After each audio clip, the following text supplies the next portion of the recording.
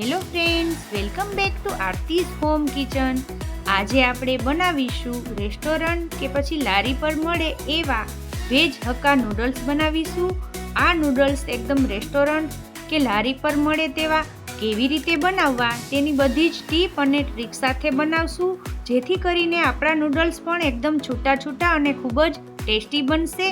ખૂબ જ ઓછી કિંમતમાં અને ઓછા સમયમાં નૂડલ્સ ઘરે બની જાય છે. તમારા નૂડલ્સ પણ એકદમ રેસ્ટોરન્ટ જેવા બને એના માટે વિડીયોના એન્ડ સુધી જોડાયેલા રહેવું ખૂબ જ જરૂરી છે. જો તમને મારી રેસીપીઓ ગમતી હોય અને હજુ સુધી મારી ચેનલને સબસ્ક્રાઈબ ન કરી હોય તો સબસ્ક્રાઈબ કરજો અને બાજુમાં આપેલી ઘંટી દબાવજો, એટલે નવી નવી રેસીપીના નોટિફિકેશન તમને આવે. તો ચાલો આજની મજેદાર રેસીપી બનાવવાનું શરૂ કરીએ. હવે સૌપ્રથમ નૂડલ્સને આપણે બાફવાના છે. તો એના માટે મેં અહીંયા 1 લીટર જેટલું પાણી લીધું છે, એને આપણે ગરમ કરવા માટે રાખી દઈશું. હવે આપણે એમાં 1 ચમચી જેટલું નમક એડ કરશું અને 1 ચમચી તેલ એડ કરશું. તેલ એડ કરવાથી આપણા નૂડલ્સ એકદમ સરસ છૂટા છૂટા બનશે અને એકબીજાની સાથે જરા પણ ચીપકશે નહીં. તો પાણી આપણું ગરમ થઈ જાય થોડું ઘણું, એટલે આપણે એમાં આ રીતના જે પેકેટવાળા બજારમાં નૂડલ્સ મળે છે એ આપણે એડ કરી દઈશું. તો મેં અહીંયા 1 પેકેટ નૂડલ્સનું લીધેલું છે, જે 200 ગ્રામ છે. અને એકદમ આ નૂડલ્સ બજારમાં આસાનીથી મળી જાય છે. ખૂબ જ ઓછી કિંમતમાં 25 થી 30 રૂપિયાની કિંમતમાં આ રીતનું પેકેટ બજારમાં મળી જાય છે. તો હવે આપણે આને બોઇલ થવા દેશું. તો બોઇલ થવામાં આપણે વધુ પડતા બોઇલ નથી કરવાના. જો વધારે બોઇલ થઈ જશે તો આપણા નૂડલ્સ એકબીજાની સાથે ચીપકશે. થોડા એવા કાચા રહે એ રીતના આપણે નૂડલ્સને બાફવાના છે. તો 2 થી 3 મિનિટ જેવો સમય થઈ ગયો છે. હવે આપણે ચેક કરશું કે આપણા નૂડલ્સ બફાઈ ગયા છે કે નહીં. તો તમે જોઈ શકો છો આ રીતના આપણે નૂડલ્સ બાફવાના છે. એકદમ સરસ, થોડા કાચા પણ નહીં અને વધારે પડતા બફાયેલા પણ નહીં. આ રીતના આપણે નૂડલ્સ બાફવાના છે.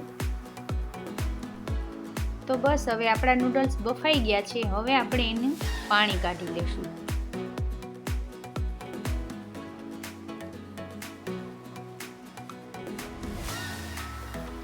તો બસ સરસ આ રીતે આપણે પાણી કાઢી લીધું છે. હવે આપણે એમાં ઉપરથી 1 થી 2 ગ્લાસ જેટલું ઠંડુ પાણી એડ કરવાનું છે. ઠંડુ પાણી એડ કરી અને આ રીતે થોડું હલાવી લેશું અને 2 વખત આપણે આ રીતે પાણી એડ કરી દેવાનું છે ઠંડુ, એટલે સરસ છૂટા છૂટા આપણા નૂડલ્સ થઈ જાય.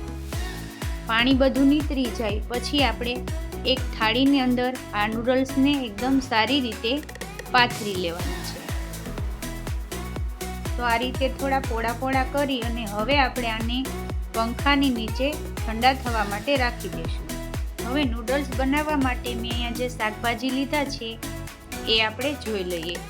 તો એના માટે મેં અહીંયા ગાજર, કોબી, કેપ્સિકમ અને ડુંગળી લીધેલી છે. એને આ રીતે આપણે સ્લાઇસમાં પતલી પતલી કટ કરી લેવાની છે.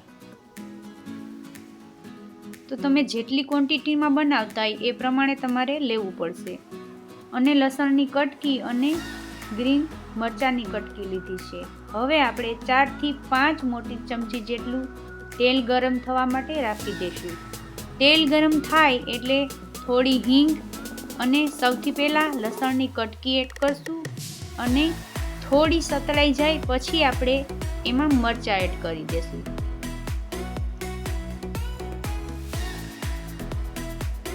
તો પહેલાં આપણે આ બંને વસ્તુને થોડી સાતળી લેવાની છે.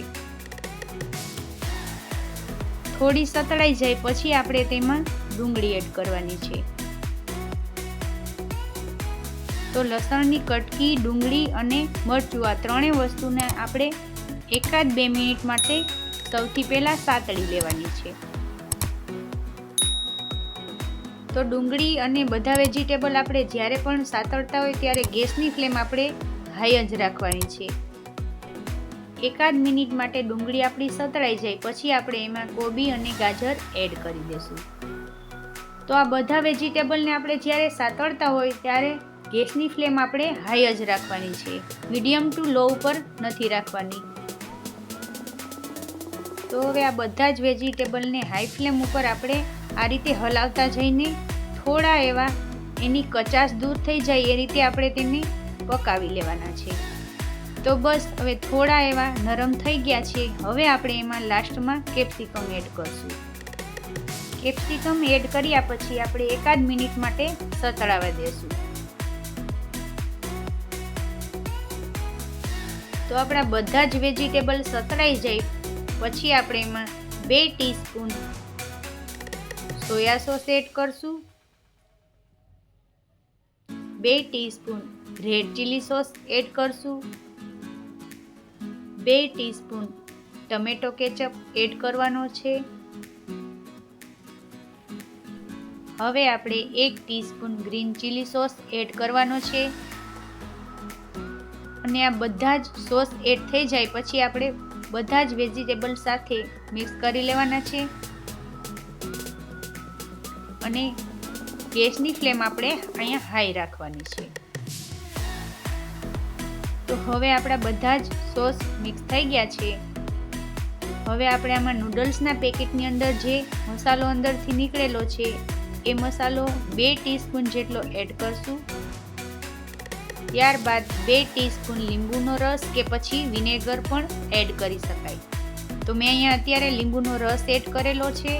જો તમારે વિનેગર એડ કરવું હોય તો પણ એડ કરી શકાય. બધી જ વસ્તુને ગેસની હાઈ ફ્લેમ પર આપણે કૂક થવા દઈશું. તો તમે જોઈ શકો છો આપણે ફેનની નીચે નૂડલ્સને રાખેલા હતા તો એકદમ સરસ છૂટા છૂટા થઈ ગયા છે. હવે આપણે આ નૂડલ્સને એડ કરી દઈશું.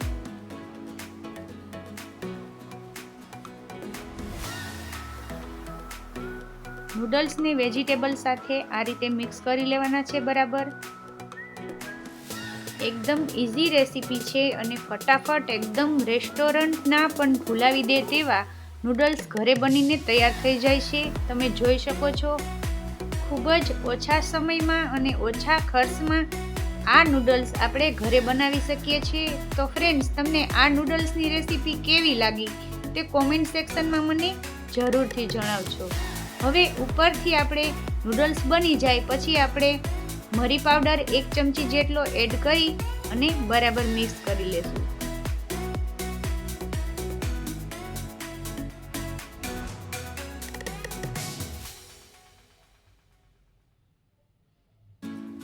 હવે આપણે 1 ટીસ્પૂન જેટલું નમક એડ કરી અને બરાબર મિક્સ કરી લેવાનું છે.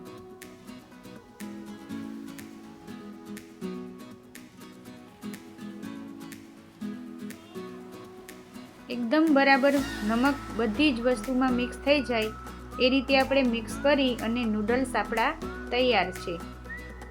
એકદમ રેસ્ટોરન્ટ સ્ટાઇલ સ્પૂનની મદદથી આ રીતે આપણે નૂડલ્સને સર્વ કરીશું. એકદમ બજાર જેવા ખૂબ જ ટેસ્ટી અને હેલ્ધી નૂડલ્સની રેસીપી તમને કેવી લાગી તે મને જરૂરથી જણાવજો. તો ફ્રેન્ડ્સ, તમને લોકોને આ રેસીપી પસંદ આવી હોય તો વિડીયોને એક લાઈક આપી તમારા ફ્રેન્ડ્સ અને ફેમિલી મેમ્બર સાથે શેર કરજો અને આવા જ બીજા નવા વિડીયોઝ જોવા માટે અમારી યુટ્યુબ ચેનલને સબસ્ક્રાઈબ કરી બાજુમાં આપેલું બેલ આઇકન પ્રેસ કરી ઓલ નોટિફિકેશન પ્રેસ કરજો. જો તમે આ વિડીયો મારા ફેસબુક પેજ પર જોઈ રહ્યા છો તો મારા ફેસબુક પેજને પણ ફોલો કરજો જેથી કરીને ત્યાં પણ તમને નવા વિડીયોઝના અપડેટ મળતા રહે. આવી જ એક અવનવી રેસીપીના વિડીયો સાથે ફરી મળીશું. ત્યાં સુધી થેન્ક યુ ફોર વોચિંગ.